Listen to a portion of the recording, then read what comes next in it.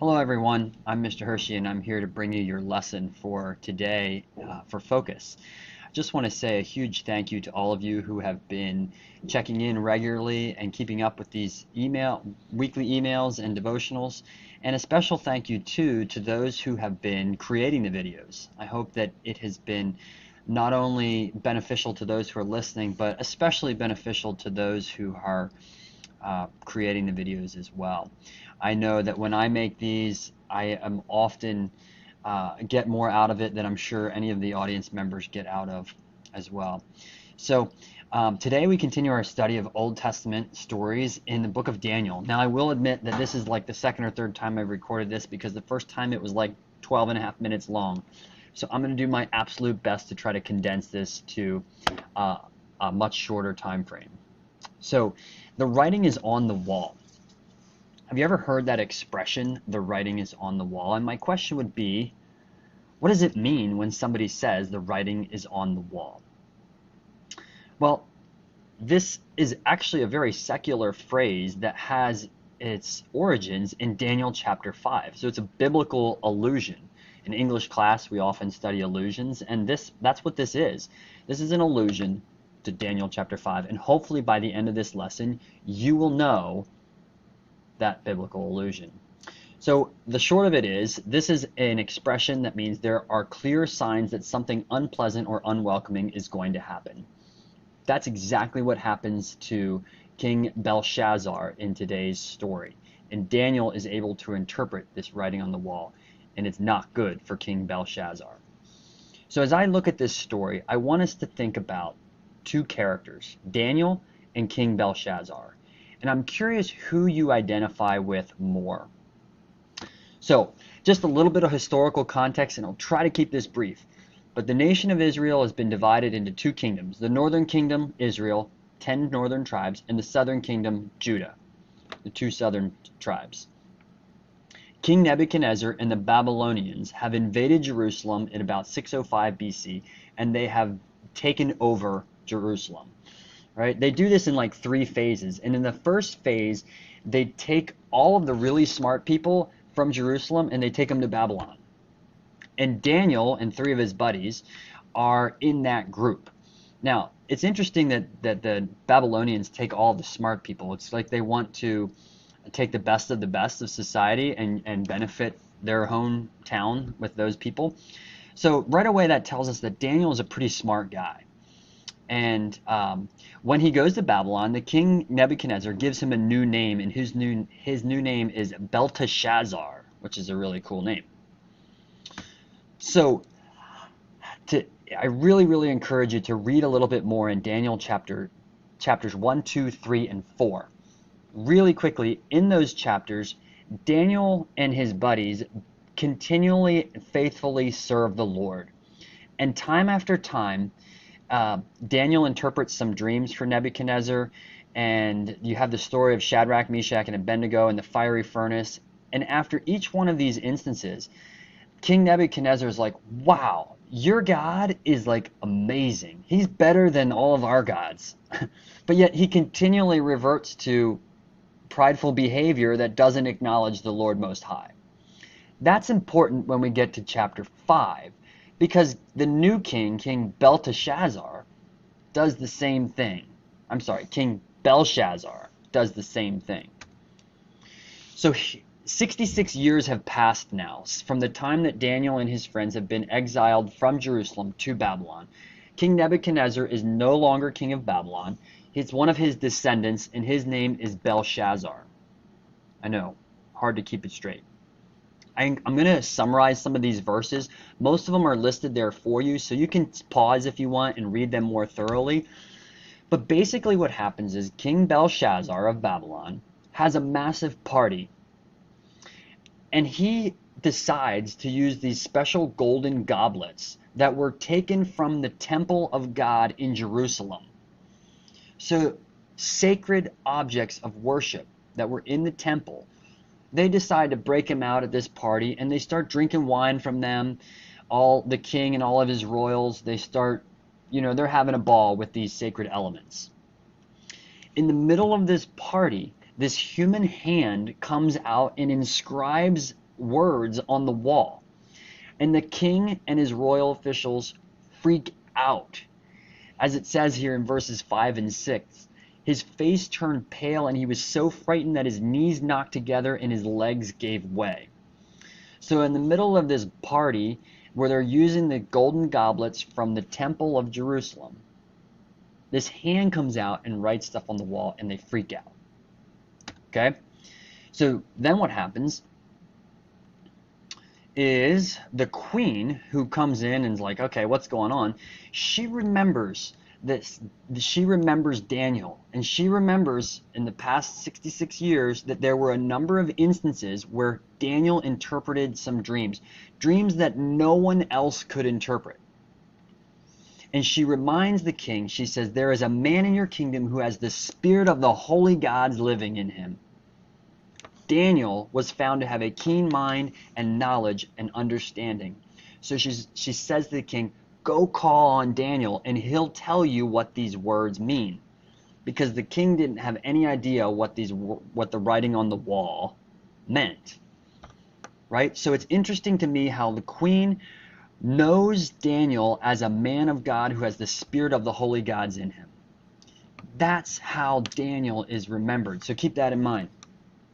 So she says, call for Daniel and he'll tell you what the writing means.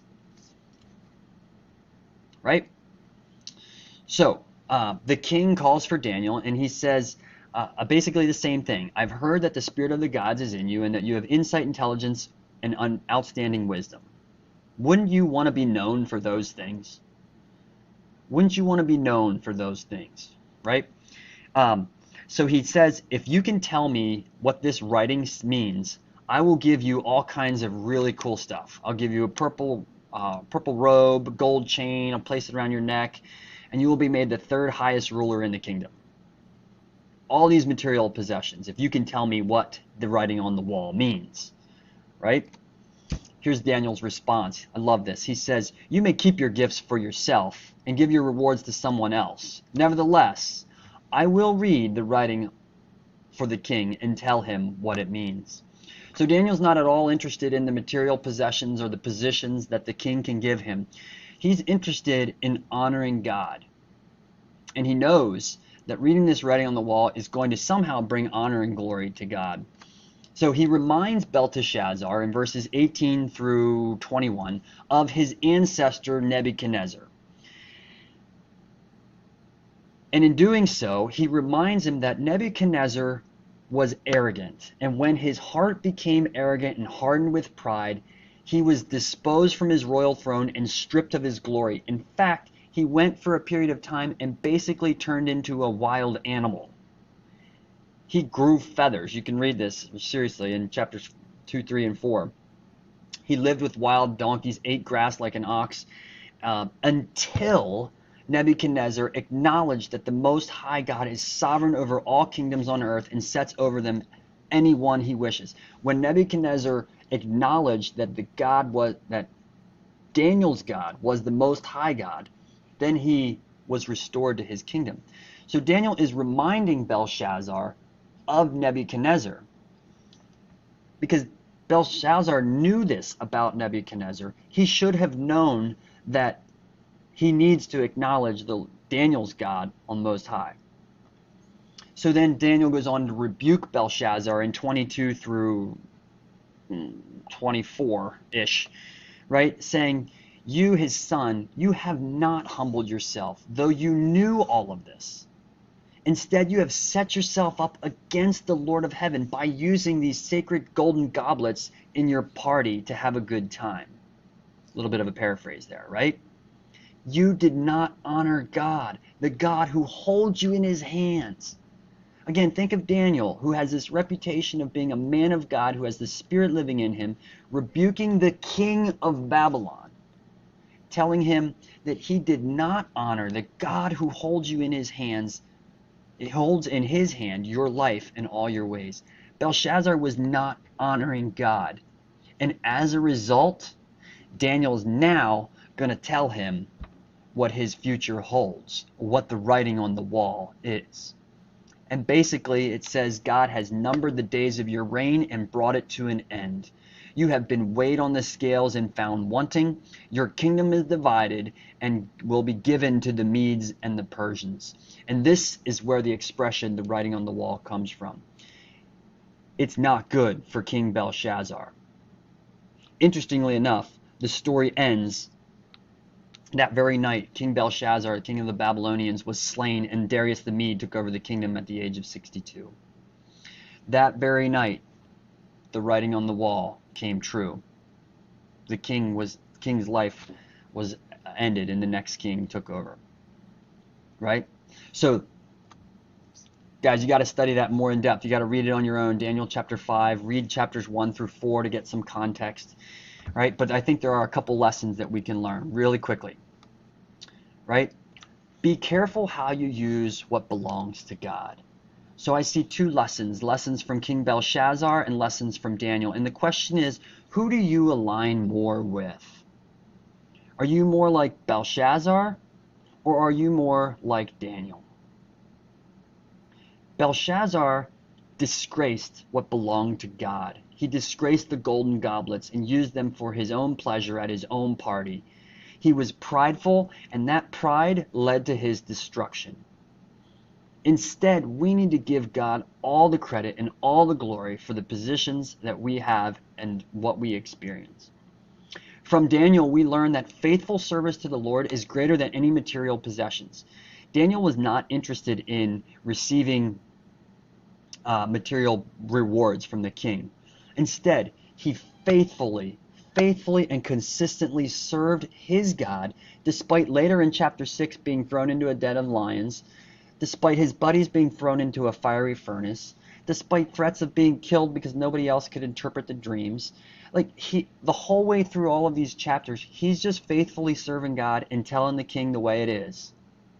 And that legacy that he left opened up incredible opportunities for him to serve and for him to minister. He's put in high positions in Babylon, and he's in exile from Jerusalem. Why? Because he faithfully honored God, and no matter what he was doing, no matter where he was. And I challenge you to do the same. Faithfully honor God no matter where you are and no matter what you're doing. Don't be like King Belshazzar, whose pride led to his destruction and who dishonored God with the things that belong to him. So I would leave you with this question. What is your legacy going to be? Will you be like Daniel, or will you be like Belshazzar? Folks, thanks for sticking with me. I ended up being just as long. I didn't shorten it at all, but I hope that you find some encouragement from today's message. And if you've made it this far, you are allowed to stop down in my room 104, and I will give you a prize. Just tell me that you watched the whole lesson, and I will give you a piece of candy of your choice. Thanks, folks, and have a great day and a great week.